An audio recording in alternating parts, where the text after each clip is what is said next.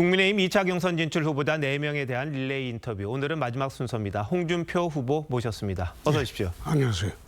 조금 전 리포트 보셨죠? 한동훈 예, 후보 아주 맞토론을 하셨는데요. 예. 3시간 하셨더라고요. 오늘 토론 어떻게 평가하십니까?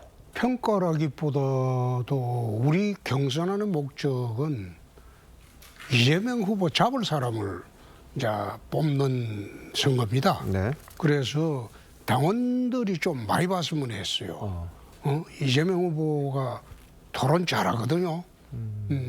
그래서 이재명 후보를 맞상대할 그런 사람을 뽑는 그런 토론이고 경선이기 때문에 오늘 당원들이 좀 많이 봤으면 좋겠습니다. 예. 오늘 만족하십니까? 만족이라기보다도 할 말은 대강 한 것 같습니다. 네. 예. 근데 어제 이 한동훈 후보한테 조금 오늘 세게 하겠다, 좀 의도적으로 혼내주겠다 이런 말씀하셨잖아요. 처음에는 조선비즈하고 어제 인터뷰가 오늘 아침에 기사 나갔을 때는 나는 내부 경선이기 때문에 그냥 소프트하게 하는 게 좋지 않겠나 그 이야기를 하고 들어갔어요. 그런데 어제 김문수 형한테 내가 하는 행동 보고 이거는 이재명 후보하고 할 때처럼 그때 모습으로 하는 게 좋겠다. 그래서 오늘 좀 강하게 했습니다. 아, 그러면 이재명 후보와의 토론회를 한번 보여주신 셈이다. 이렇게 봐도 될까요? 그게 이제 맛보기로 보여준 거죠. 예. 본격적으로 하게 되면 더 격렬해지겠죠. 예. 알겠습니다. 이제 내일 4인 토론회만 네. 남아 있는데요. 이제 조금 전 여론조사 좀 보여드렸습니다. 대부분 오차범위 내에 그러니까 국민의힘 후보들 사이에선 비슷한 네, 그 수치가 나왔고요. 근데 이재명 후보와는 좀 차이가 나고 이런 상황입니다. 지금은. 네, 네. 근데 2차 경선에선 당심이 50%가 반영이 되지 않습니까? 그렇습니다. 어떤 차별화 전략을 갖고 계십니까? 차별화가 아니고 이제 여태 당심이라는 게 그렇죠. 지난번 윤석열 후보하고 경선할 때도 여론은 제가 10.27%가 이기고도 당심에서 패배했거든요. 네. 그래서 이번에는 당심이 좀 제대로 작동을 해줬으면 좋겠습니다. 아, 근데 홍 후보님은 2030 세대한테 좀 유리하고 그렇죠. 그리고 정통 보수층에서 좀 지지세가 비교적 높은 편입니다. 네. 근데 아직 20% 정도는 후보를 못 정한 분들이 남아 있거든요. 이분들에게 우리 홍 후보님은 어떤 식의 그 호소를 하실 생각이십니까? 사실 그렇습니다. 지금 여론조사는 이재명 후보는 바로 한 사람으로 돼 있고 네. 우리는 전부 분산이 돼 있어요. 예. 지금에서 1대1 여론조사를 해본들 우리 당 후보가 만약 저를 지지했던 후보가 김문수 찍으라고 하면 쉽게 지지를 하겠습니까? 네. 그래서 지금은 이게 경향성만 보는 거고 네.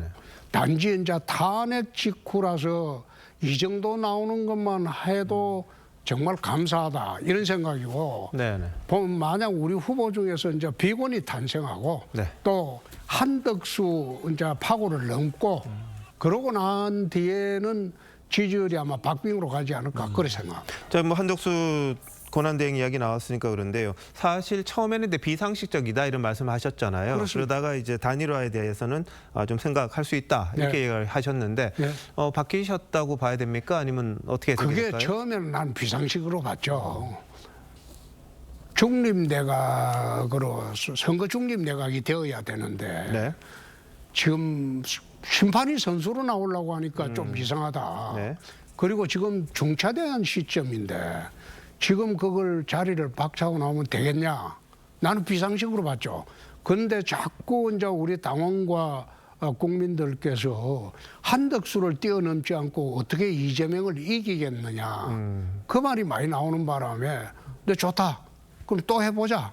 그런 이야기를 한 거죠. 네. 근데 한대행과의 단일화 때는 이제 원샷 경선이라는 말씀하셨잖아요. 그렇습니다. 이건 어떤 걸 염두에 두고 하신 건가요? 통상으로 이제 원샷 경선이라는 게 토론 한 두세 번 하고 네.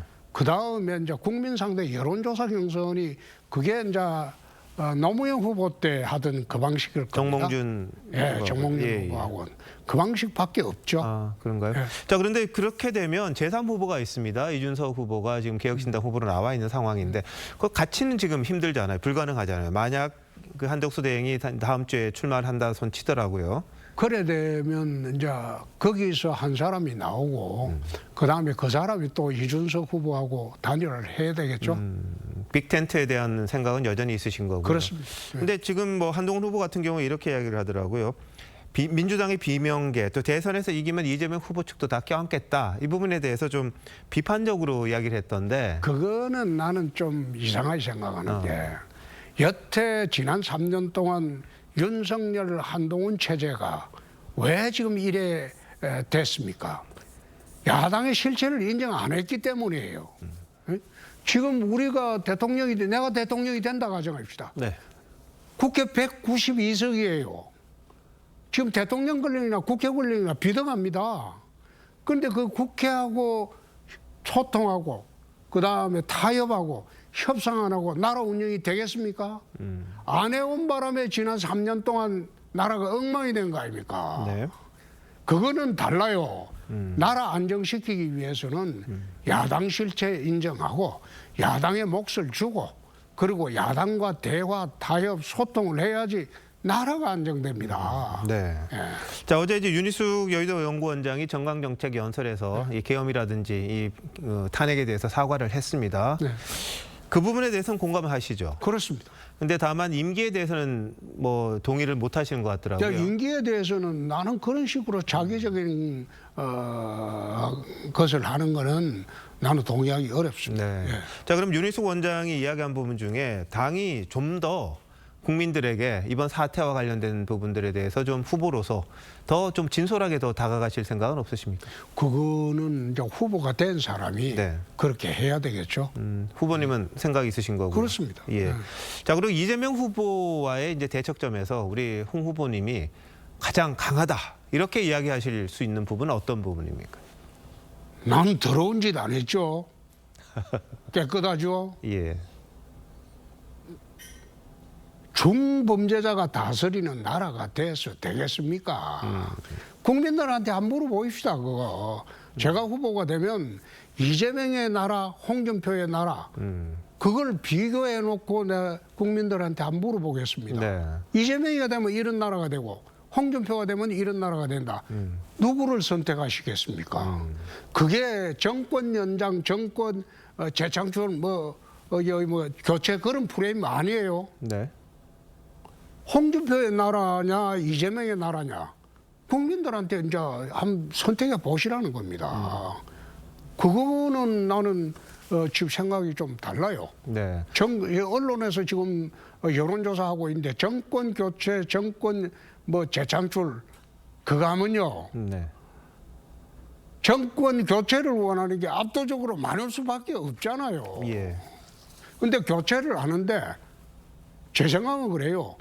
윤석열의 나라를 계속할 생각이 추호도 없습니다. 에? 내가 집권하면 홍준표의 나라가 되는 거죠. 네, 알겠습니다. 자, 그런데 지금 뭐 명태균 관련된 이야기가 조금씩 나오고 있습니다. 예? 뭐 언론 보도에도 무슨 출국 금지를 했다는 이런 이야기가 나오는데 그거는 어떻게? 그건 나하고 상관없어요. 홍 의원님과 그건 전혀 털 상관없다. 것만치도 없어요. 명태균이 최근에 나와서 재판 받으러 가면 그랬다며 홍준표한테 받은 거는 1원도 없다. 그래 했다면서요. 측근에서 줬다 뭐 이런 식으로 돼 있죠. 자기들끼리 그래 했다니까. 그러니까 우리 후보님과는- 측근도 아니고. 예. 그중에 최용이라는 그런 애는 우리 아들 친구이긴 네. 하나요. 명태균이 채찍은 거입니다. 명태균 밑에서 정치하려고 들어갔고 명태균이한테 추천받아가지고 서초 시의원 나왔다 떨어지고 또 명태균 추천으로 누굽니까 김의원 예. 김영선 의원요. 김영선 의원 네. 거기 수석보좌관 들어갔던 친구입니다. 알겠습니다. 그 명태균 채점거인지 내하고는 상관이 없어요. 알겠습니다. 홍 후보님과 명태균과 관련이 없다 이렇게 정리하면 되겠습니까? 아이고, 이건 털고만지도 없어요. 알겠습니다. 예. 자, 후보님 오늘 여기까지 듣겠습니다. 고맙습니다. 고맙습니다.